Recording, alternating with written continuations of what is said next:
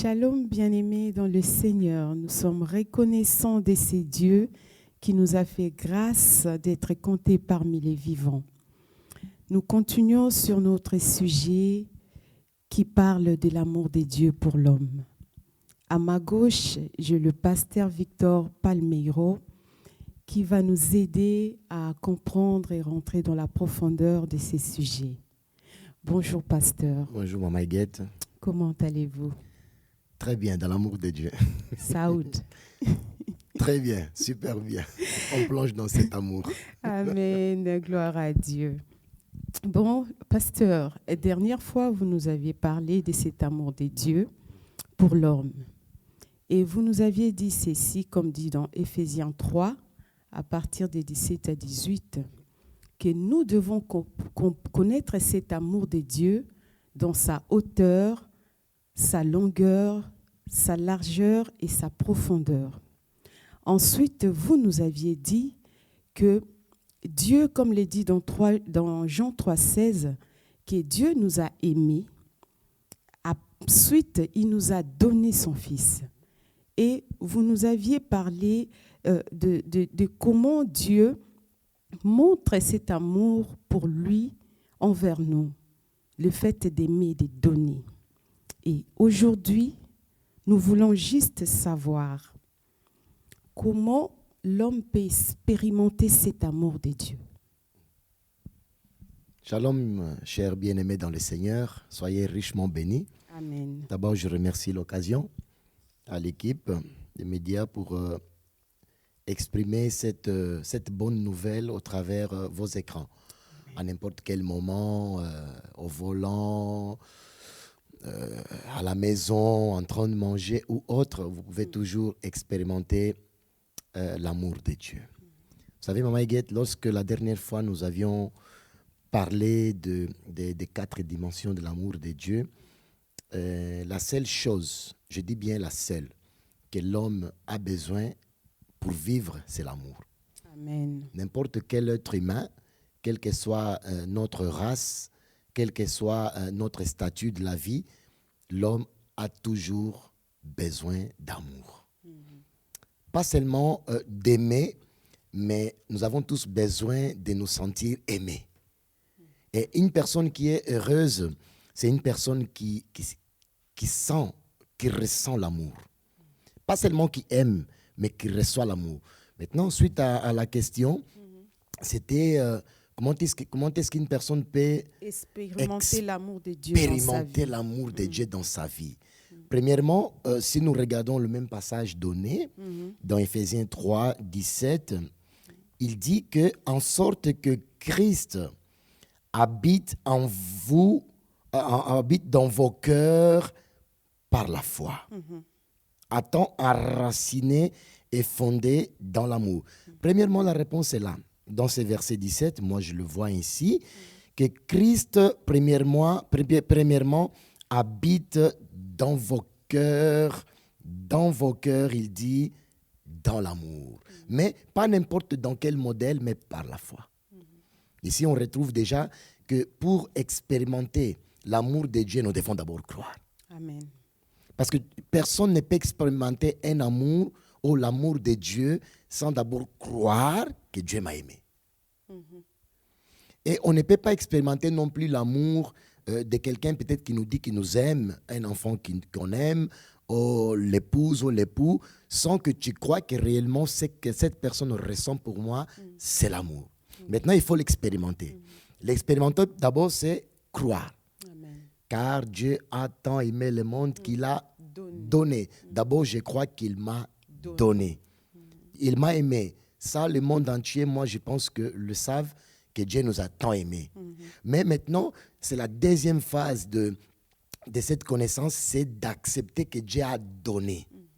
Et quand on accepte que Dieu a donné, on ressent le fait de croire de tout cœur, nous pouvons ressentir cet amour.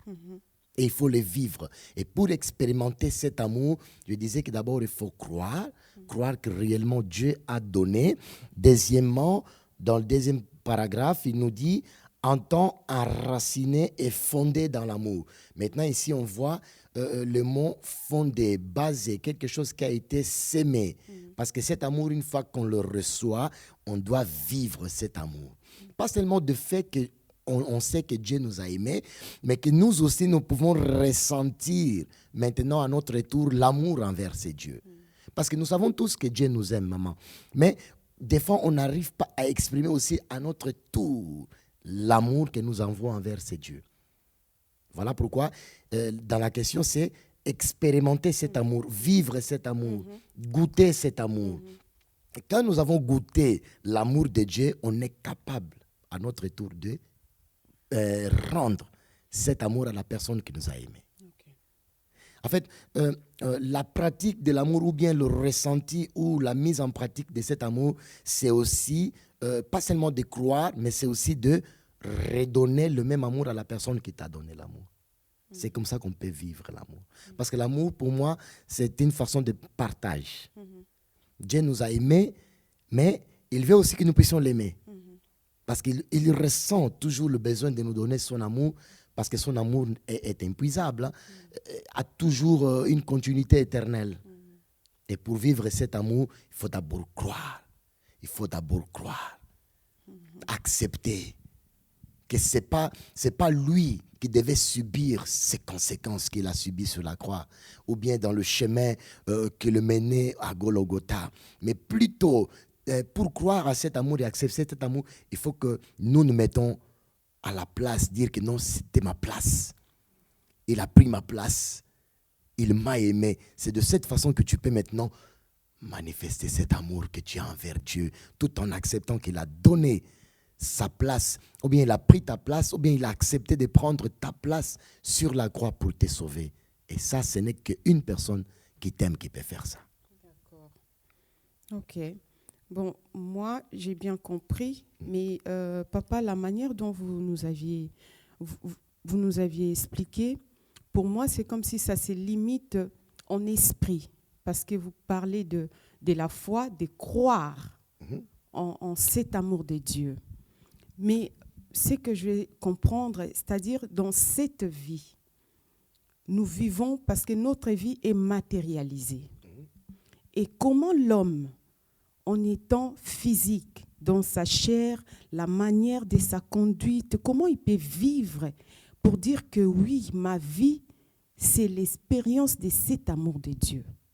Est-ce qu'il y a une certaine conduite qui peut être visible comme ça pour que l'homme transmet aussi cette joie de cette expérience qu'il a eue à l'amour de Dieu? Bien évidemment, je pense que selon la parole de Dieu, cet amour, nous devons le vivre ici sur cette terre. C'est vrai que le langage est spirituel, mais la foi et l'amour de Dieu, nous devons les vivre ici, dans ce monde, tout en vivant dans ces corps encore. Et quand nous avons parlé de cette profondeur, de connaître l'amour de Dieu, de la largeur, de l'auteur, tout ça, ça ne parle que de la reconnaissance de la croix. Okay. Parce qu'il n'y a pas d'amour sans sacrifice. Ça, je pense qu'on est tous d'accord. L'amour, c'est un mot, mais c'est un mot puissant qui suit par un grand sacrifice fait par Dieu au travers de la personne de Jésus-Christ sur la croix. Parce que si ça serait seulement limiter Dieu de nous aimer, on allait comprendre. Mais pour bien croire, il a donné. Ça veut dire que le sacrifice a été fait.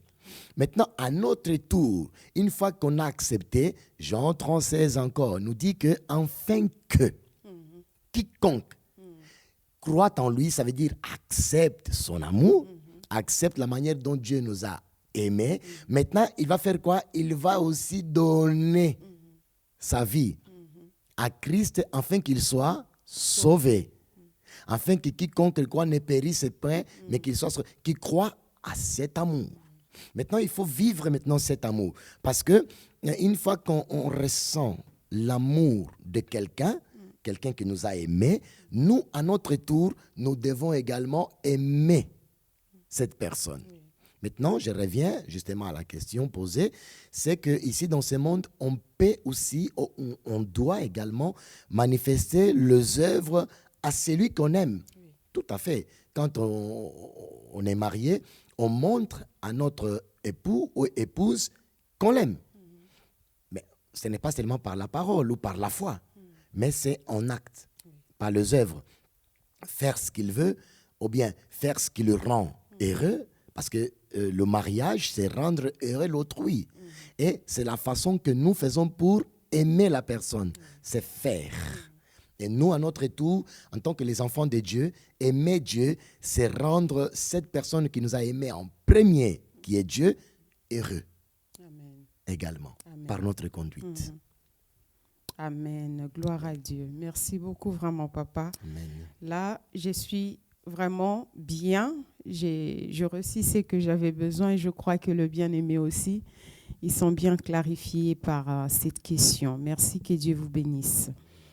Et papa, je voulais savoir, est-ce que dans votre parcours, depuis que vous avez donné votre vie au Seigneur Jésus-Christ, est-ce que ça vous est arrivé de douter de cet amour de Dieu? Une belle question puissante et question de confrontation. Dans ma vie, je n'ai jamais douté de l'amour de Dieu. Amen. Ça ne m'est jamais passé par la pensée parce que je suis moi-même la personne qui a expérimenté et goûté l'amour de Dieu. Amen. J'ai déjà parlé ça dans les années dernières de mon témoignage, que la chose que j'avais plus besoin dans ma vie, c'était de ressentir l'amour d'un père. L'amour d'un père. Alors que quand j'ai découvert que j'avais un père, un vrai père, qui m'aime, depuis ce jour-là, je n'ai jamais douté de l'amour de Dieu. Amen. Amen. Jamais douté de l'amour de Dieu. Et pourquoi? Parce que je crois à ce qu'il a fait pour moi. Amen. Premièrement, je crois à ce qu'il a fait pour moi. J'accepte ce qu'il a fait pour moi et je m'accroche à ce qu'il a fait pour moi. Amen. Ça me fait rappeler un texte. Est-ce qu'on peut se baser sur un texte? Bien sûr. Ça va être vite, rapide. Dans Luc chapitre 10, on nous parle du bon samaritain. Ah, le bon samaritain. Il est vrai que les bons samaritains, nous connaissons déjà que, selon la révélation, que c'est Jésus-Christ. Hein? C'est Jésus-Christ. Mais dans Luc chapitre 10, on nous dit au verset 30 que Jésus reprit la parole et dit, un homme descendait de Jérusalem à Jéricho. Il tomba au milieu des brigands et les dépouillèrent, les chargèrent de coups et s'en allèrent, les laissant demi-morts. Un sacrificateur qui fortement descendait par le même chemin, ayant vu cet homme, passa outre. Un lévite qui arriva aussi dans ces lieux, l'ayant vu, passa outre. 33. Mais un Samaritain qui voyageait était venu là, fut ému de compassion lorsqu'il les vit. 34. Il s'approcha et banda ses plaies, et en versant de l'huile et du vin, puis il mit sur sa propre monture et conduisit à une hôtellerie, et il prit soin de lui. Amen. Et 35, le lendemain, il tira 2 deniers et donna à l'hôte et dit, aie soin de lui, et ce que tu dépenseras de plus, je te les rendrai à mon retour. Ici, je vois mon histoire. Amen.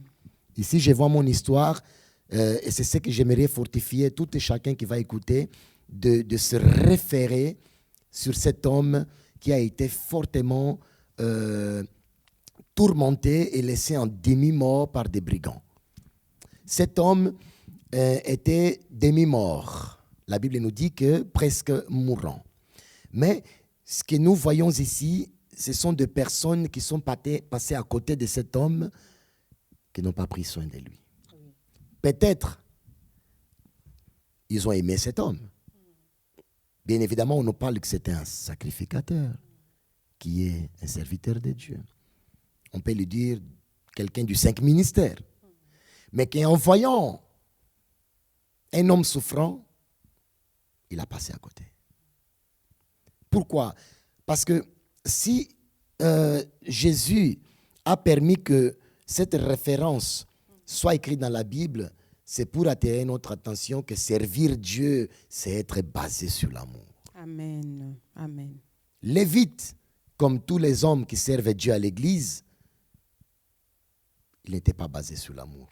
Peut-être il était pressé pour aller faire la répétition. Moi, je ne sais pas. Peut-être il était pressé parce qu'il devait faire le protocole. Ou bien il devait aller à l'évangélisation, sans voir qu'il devait avoir compassion de celui qu'il a vu demi-mort. Et quand je vois cette histoire, quand je vois cette parole, moi, je me vois comme cet homme qui a été battu. Amen. Amen. Auquel personne dans ce monde, je dis bien personne, n'a pu tendre sa main pour m'aimer. Parce que pour aider quelqu'un, il faut l'aimer. Amen. Il faut l'aimer. Combien de fois, maman, on est capable d'aider quelqu'un sans lui aimer? Et on murmure après. Et c'est moi qui l'ai fait ça, c'est moi qui l'ai aidé. Ça, ce n'est pas l'amour. L'amour consiste en Jean 3,16, donner. L'amour donne toujours. Et ici, on voit qu'un homme, un Samaritain, qui passait par le même chemin, il a vu cet homme de la même condition que le sacrificateur et les Lévites l'ont vu. Et ça, c'est le rôle que Jésus-Christ a fait et qui est venu aimer Maman Iguette, moi et toute personne qui écoute cette parole. Amen. Il s'est arrêté pour prendre soin. Et depuis ce jour-là, la Bible nous dit que, je lis encore, il était dans le passage, c'est le 34, il s'approcha et banda ses plaies et le versant de l'huile et du vin. Puis il les mit sur sa propre monture. Ça m'a frappé les yeux quand je lisais encore. Je dis, il l'a mis sur sa propre monture. C'est-à-dire qu'il lui a laissé sa place. Amen. Parce que cette personne, forcément, le bon Samaritain marchait peut-être avec un chameau, peut-être avec un cheval. Mais il a laissé la place pour mettre le malade, pour me mettre. Amen. Directement, je ressens un amour, quelqu'un qui cède sa place. Je m'imagine, ici, il marchait à pied. Amen. Juste pour nous transporter. Et moi, en me mettant à la place de cet homme, je ressens cet amour. Oh, même malade, peut-être que la conscience travaillait encore. Et il voyait cet homme si amoureux de lui. Il disait, mais non. Et en plus de ça, il a dit qu'il lui a laissé à l'hôtellerie. Il a dit que tout ce que vous dépenserez, je vous le rendrai. Mais il ne connaissait pas cet homme. Oui. Mais cet amour était fort. Et j'aimerais bien aimer que tu ressens la même chose. Amen. Tu ressens cet amour de Dieu dans ta vie, c'est que tu étais en demi-mort.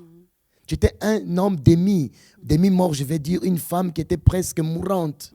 Mais il y a un homme qui s'est arrêté pour toi. Amen. Il s'appelle Jésus-Christ de Nazareth, Amen. qui a cédé sa place pour toi. Parce que la Bible nous dit qu'il a quitté le ciel, il a laissé son trône, il a laissé sa gloire, il a laissé ses anges. Il est descendu juste pour toi, uniquement pour toi. C'est que les hommes de Dieu n'ont pas pu le faire, c'est que les Lévites n'ont pas pu le faire, mais il s'est arrêté pour toi. Tout ça, c'est l'amour. Et quand je me mets à la place de cet homme, j'expérimente et je le vis, cet amour.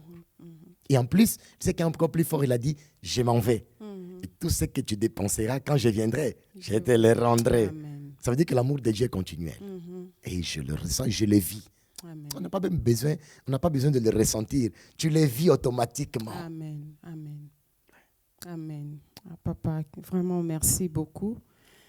Merci, bien-aimé. On comprend bien que si ça nous arrive de douter de l'amour de Dieu, nous devons prier et demander au Saint-Esprit de nous aider, de ne pas rester focalisés négativement sur les situations que nous subissons, que nous voyons peut-être c'est injuste.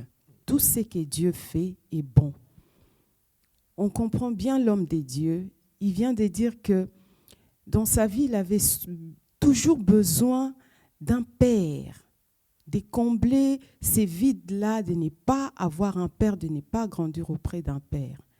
Mais ce qui a permis qu'il ne puisse jamais douter, depuis qu'il a donné sa vie au Seigneur Jésus-Christ, de ne pas douter de cet amour, c'est parce que Dieu est devenu un Père pour lui. Ce Père-là qui comble tout, qui prend soin de nous inconditionnellement. Alléluia. Croyons vraiment en cet amour. Ne nous lassons pas à aimer Dieu en retour. C'est très important. On voit bien cet homme. Il était abandonné, même par les serviteurs de Dieu. Si la Bible mentionne le serviteur, ceux qui font le service dans la maison de Dieu, c'est pour nous dire que ne comptons pas à l'homme. Mais le vrai secours, c'est Dieu. Un humain restera humain. Alléluia. Dieu, c'est la seule cause de notre existence. Alors donnons notre vie à lui de tout notre cœur et laissons-nous, par le Saint-Esprit, de ressentir cet amour. Que le Seigneur vraiment bénisse son serviteur. Amen. Papa, la manière dont vous avez tellement bien parlé de cet amour de Dieu, je me suis même arrêtée parce que ma troisième question, c'était de savoir qu'est-ce qui vous a permis de croire à cet amour. Je pense que c'était une belle question parce que, vous savez, l'amour de Dieu, une fois que tu l'as, tu ne peux que les donner ensuite aux autres. Tu ne peux que les donner ensuite aux autres. Je me suis référé encore à un passage suite à la question. Moi, je me rappelle d'un homme qui s'appelait Barabbas. Ah ouais. Cet homme qui s'appelait Barabbas, il a expérimenté l'amour de Dieu dans sa vie, mais d'une manière telle que la Bible ne nous a pas donné la suite de sa vie. Mais moi, je crois. Amen. Moi, je crois parce que déjà, Barabbas, c'était un criminel, un assassin, dont la Bible nous dit qu'il devait être sacrifié suite à ses crimes. Mais suite à une certaine habitude du peuple, auquel on posait la question et donnait le choix au peuple de libérer un homme. Alors que Barabbas était celui qui était condamné à la mort. Pas à une prison à vie, comme on voit la perpétuer, je ne sais pas, mais il était condamné à mort. Il était vraiment le commanditaire d'un assassinat de la ville. Mais cet homme qui devait subir la conséquence de la mort, il fallait qu'il expérimente l'amour de Dieu. Il devait être libre. Amen. Amen. Et peut-être que je me pose la question, je m'imagine Barabbas, au moment où on est venu le chercher, il se disait quoi?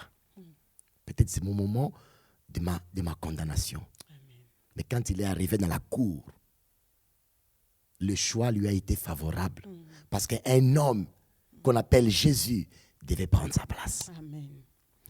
Il n'y a personne qui peut prendre ta place dans la souffrance que s'il t'aime. Parce que là, dans le verset que nous avons lu dans Luc chapitre 10, on nous dit que les bons samaritains a eu compassion en regardant l'homme qui était tapé. La compassion, c'est ce qui prouve l'amour. Amen. Compassion, ça veut dire un homme qui se met à la place de celui qui souffre. Directement, et cet homme, Barabbas, il comprend maintenant que non, moi je devais mourir, mais on va mettre quelqu'un d'autre à la place. Et ce que j'aime encore, c'est que Pilate, il a dit, je ne vois aucun mal en lui. Il n'a pas besoin d'être crucifié, il n'a pas besoin d'être condamné. C'est parce que c'est vraiment l'innocence de Jésus-Christ qui prouve son amour. Amen. Amen. Amen. C'est l'innocence de Jésus qui prouve ton amour, mon frère, ma soeur. C'est parce qu'il n'a rien fait. Amen. Que toi, en tant que Barabbas, ce matin ou cet après-midi ou ce soir, tu as été libéré. Amen. Tu es libre parce que quelqu'un a pris ta place. Et il y a encore quelque chose d'attirant, c'est que Barabbas veut dire fils du Père. C'est ça la signification de Barabbas. Ça veut dire le fils d'Abba, en roménien, mais qui veut dire le fils du Père. Alors que condamné suite à son assassinat, je ne sais pas quel fils de quel père. Mais vu qu'il était le fils Alléluia. du Père, il devait être libéré. Amen. Gloire à Et tout ça, Jésus. c'est par amour. Tout ça, c'est par amour. Si on sert Dieu, on doit le servir parce qu'on l'aime. Amen. Et on l'aime parce qu'on a compris les 4 essences de la croix. qui est les 4 dimensions de l'amour dans dans Éphésiens 3, chapitre verset 17. C'est la croix du Christ. Amen. Voilà. Amen. Vraiment, que Dieu vous bénisse, papa. Nous sommes vraiment très bénis. C'est important d'être enseignés suite à l'amour de Dieu pour nous. Parce que de fois, nous parlons de l'amour de Dieu, mais superficiellement, que nous banalisons même tout ce que Dieu a fait pour nous montrer qu'il nous aime. C'est important de savoir ça et je pense que ces paroles ont aidé un bien-aimé qui était peut-être fatigué, hésité, d'aimer Dieu en retour par rapport à tout ce qu'il subit. Je pense que ça vous a aidé de comprendre que Dieu nous aime réellement. Et son amour, nous pouvons le sentir si nous croyons seulement. Crois seulement en cet amour et tu vas le sentir. Papa, un mot de la fin, encouragement. Même si une mère abandonne son enfant, dit la parole de Dieu, même si un parent risque d'oublier son enfant parce que c'est naturel, ça peut arriver, la Bible dit que moi, Éternel, ton Dieu, je ne t'oublierai jamais. Un père reste toujours un père. Comme je disais, Barabbas veut dire fils du père. Toi, tu es aussi une fille du père, un fils du père. Ne te sens pas désanimé, découragé, parce que l'amour de Dieu est vrai, est réel, parce qu'il a donné. Et aucun autre homme n'a pas pu donner ce que Dieu a donné. Vous savez, quand nous dit Jean 3,16, nous voyons la grandeur et la puissance de l'amour de Dieu. Parce que la Bible nous dit qu'il a donné le mieux qu'il avait. Dieu n'a pas donné la miette. Dieu n'a pas donné un ange ou un archange ou un chérubin. Non, Dieu, il s'est donné lui-même. Et la Bible nous dit qu'il s'est fait chair. Dans Jean chapitre 1, le Verbe s'est fait chair. C'est parce que le Verbe devait nous sauver avec le mot salut. Amen. Lui-même devait venir avec le présent dans la première personne et conjuguer tous les verbes. Amen. Alors sentez-vous aimé. Mais aimer d'une manière que tu n'as jamais été aimé. C'est comme ça que je me sens quand je pense à ce qu'il a fait pour moi. Tous les jours, pour ressentir et vivre et revivre l'amour de Dieu, tu ne dois que regarder la croix. Amen. Amen. Voilà, soyez bénis, demeurez bénis. Demeurez bénis, bien-aimés. Comprenons que cet amour de Dieu, c'est prendre soin. Il prend soin de nous. Il nous rend libres, comme il a rendu Barabbas libre. Et il nous donne les saluts. Et si nous voulons également vivre maintenant cet amour dans tous les aspects, on doit aussi aimer. Amen. Pas seulement aimer Dieu, mais nous aimer. Comme cet homme a eu compassion de celui qui était demi-mort, nous aussi, quand nous regardons quelqu'un, on doit aimer. Et l'amour nous pousse toujours à aider. Amen. Amen. Amen. Vraiment, bien-aimés, soyez bénis. Nous sommes l'Église Dieu est bon de Milouze. Notre chaîne, c'est Dieu est bon Milouze. Quand vous tapez Dieu est bon Milouze, vous allez nous retrouver. Abonnez-vous, partagez, c'est la parole de Dieu. Dieu nous a dit de faire de toutes les nations ses disciples. Et c'est par ces moyens, même vous, quand vous partagez la parole de Dieu, vous faites des autres les disciples de Dieu. Que l'Éternel vous bénisse. Et j'ai béni Dieu pour l'équipe technique, vraiment que Dieu vous bénisse. Merci, serviteur de Dieu, merci, papa. maman. Nous sommes toujours bénis quand vous êtes là. Merci pour ces paroles, ça nous a vraiment beaucoup aidé. Restez bénis, à la prochaine. À la prochaine.